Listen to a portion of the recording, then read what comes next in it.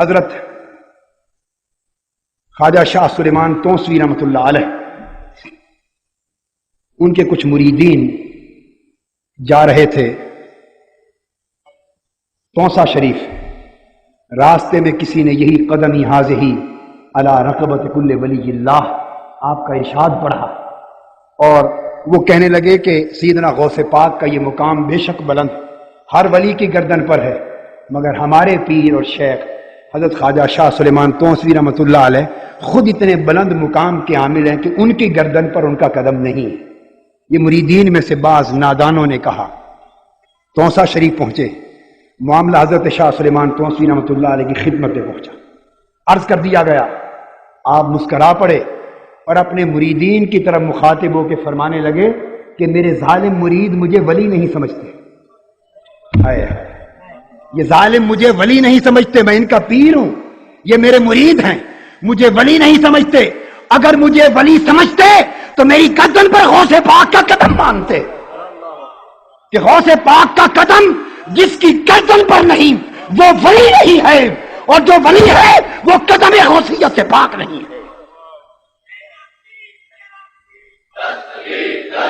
دوستو، ابھی 2-4 روز پہلے مولانا اشرف علی صاحب تھانوی کی سمان حیات علماء دیوبند کے اکابر عضو اشرف السوانح مطالعہ کر رہا تھا، وہ بیان کرتے کہ انہوں نے خواب میں دیکھا حضرت حاجی امداد اللہ مہاجر مکی رحمۃ اللہ علیہ کی قبر کو، خواب میں دیکھا ان کی قبر انور کو، مزار مبارک کو، کہ وہ اونچا مزار ہے، اور حضرت حاجی امداد اللہ مہاجر مکی رحمۃ اللہ علیہ قبر اوپر سے کھلی ہوئی ہے، اور دیکھا کہ وہ اٹھ کے بیٹھ گئے۔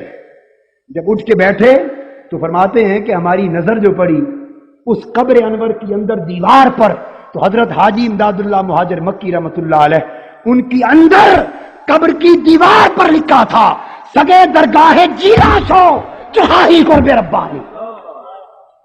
یہ عالم برزخ کی دیوار پہ لکھا ہے، عالم برزخ ہے، قبر ہے، اور قبر بھی حضرت حاجی امداد اللہ مہاجر مکی کی ہے، اور برزخ کی دیوار اور برزخی مشاہدہ اس پر لکھا ہے سگے درگاہ جیلاں شو چخاہی قرب ربانی، اور واقعہ تھانہ بھون کا ہے ہند کا۔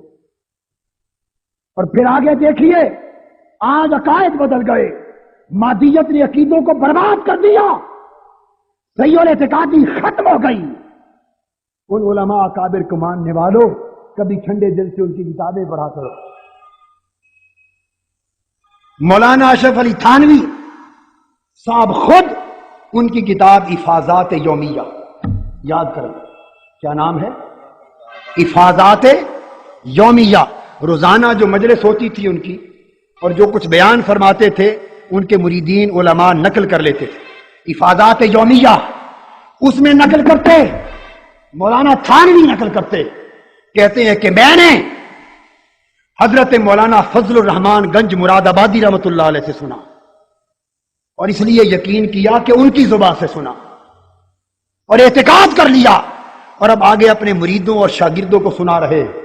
کہتے ہیں کہ لوگوں، تم تعجب کرتے ہو اولیاء اللہ کے حالات پر، اولیاء اللہ کے کمالات پر، اولیاء اللہ کی کرامات پر، آؤ میں تمہیں ان سے ایک عجیب تر بات سناتا ہوں، اور جو مولانا فضل الرحمان گنج مراد آبادی کی زبان سے سنی، جس میں شک بھی نہیں کیا جا سکتا۔ تو تھانوی صاحب فرماتے ہیں کہ میں نے سنا کہ سیدنا غوث العظم رضی اللہ تعالیٰ عنہ کا ایک دھوبی مر گیا۔ یہ عمر بھر آپ سنتے رہے، علماء سے سنتے تھے کہ نہیں؟ اور اس کرامت کا لوگ مذاق اڑا دیتے ہوں گے، دیکھو جی یہ دھوبی مر گیا، یہ عجیب بات ہے۔ مگر اب آج میں سنا رہا ہوں مولانا اشرف علی صاحب تھانوی کے حوالے سے، اب جس کا مذاق اڑانے کا جی چاہے انہی کا اڑائے، میں تو فقط ناقل ہوں، میں تو محض حوالہ دے رہا ہوں۔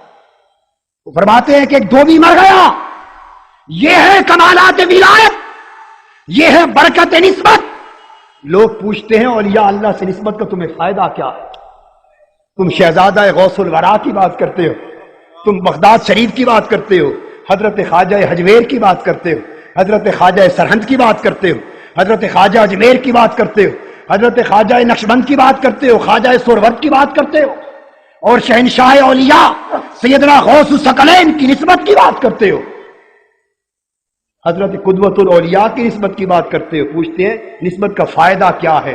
आओ वो फायदा भी, करोड़ों फायदे हैं, मगर उसमें से एक सुन लो, एक, और वो थानवी साहब का हवाला, जिसको सुनाए मेरा मत दे हवाला, जिसे सुनाए मेरा हवाला मत दे। मौलाना अशरफ अली थानवी का हवाला दे, हिफाजत यौमिया कर। मेरी जिम्मेदारी फकत इतनी है कि कोई पूछे कि कहां लिखा है, आइए मैं दिखा दूंगा, सिर्फ इतनी जिम्मेदारी। वो कहते हैं धोबी मर गया, नकीरैन कब्र में सवाल करने के लिए आए और धोबी से आके सवाल किया, पूछा मर रब्बों का, तेरा रब कौन है? वो कहने लगा मैं तो अनपढ़ गुनाहगार सा आदमी हूं, कुछ पता नहीं तुम्हारे सवाल का, इतना जानता हूं कि गौस पाक का धोबी। पूछा माँ नबियों का, पूछा माँ दीनों का, तेरा दीन क्या है? वो कहने लगा इतना पढ़ा लिखा नहीं हूं, गुनाहगार आदमी हूं, बस इतना मालूम है कि हुजूर गौस पाक के कपड़े धोता था।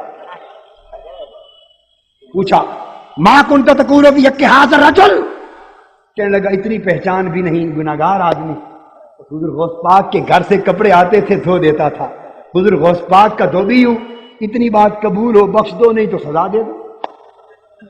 मलाइका ने देखा होगा अल्लाह पाक की तरफ कि मौला अब तो एक नया मुर्दा आया है, आज तक ऐसा केस, कब्र में ऐसा केस आज तक नहीं देखा, ये पहली बार अनप्रेसिडेंटेड एक नया केस आया है, अब क्या करें?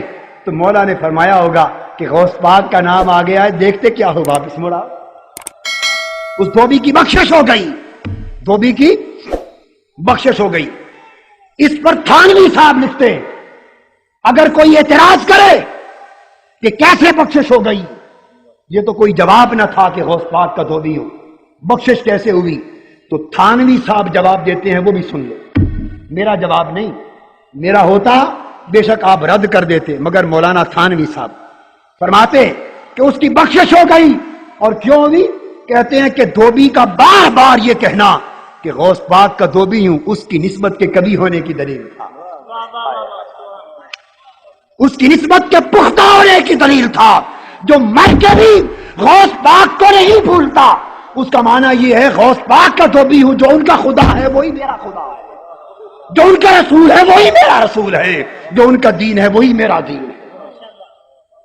बख्शिश हो गई।